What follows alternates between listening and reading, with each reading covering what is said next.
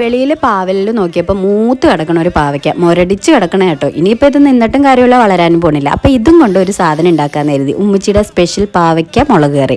അത്യാവശ്യം മൂത്ത പാവയ്ക്കായിരുന്നു. പിന്നെ ഞാനത് എടുത്ത് അത്യാവശ്യം വണ്ണത്തിൽ തന്നെ അതൊന്ന് അരിഞ്ഞരിഞ്ഞ് ഇട്ടു. പിന്നെ നമുക്കൊരു സവാള ആവശ്യമുണ്ട്, അതും കുറച്ച് കനത്തിൽ തന്നെ അതും അരിഞ്ഞിട്ടു. പിന്നെ ഒരു തക്കാളി, ഒരു പകുതി തക്കാളി ഞാൻ എടുത്തിട്ടുള്ളൂ കേട്ടോ. അതും കുറച്ച് വലിപ്പത്തിൽ തന്നെ അതും അരിഞ്ഞു വെച്ചു.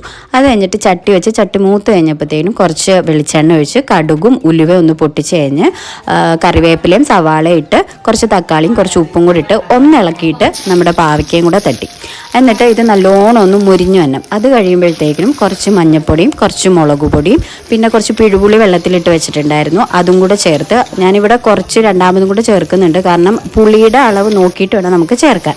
അതും ചേർത്ത് ആവശ്യത്തിന് വെള്ളവും ചേർത്ത് കുറച്ച് നേരം കുറുകാൻ വെക്കാം. കുറുകി കഴിഞ്ഞെടുത്ത അടിപൊളി കറിയാട്ടോ ഇത്. അപ്പോൾ അത്രയേ ഉള്ളൂ. വീഡിയോ ഇഷ്ടമായാലും സബ്സ്ക്രൈബ് ചെയ്യാൻ മറക്കല്ലേ. ബൈ.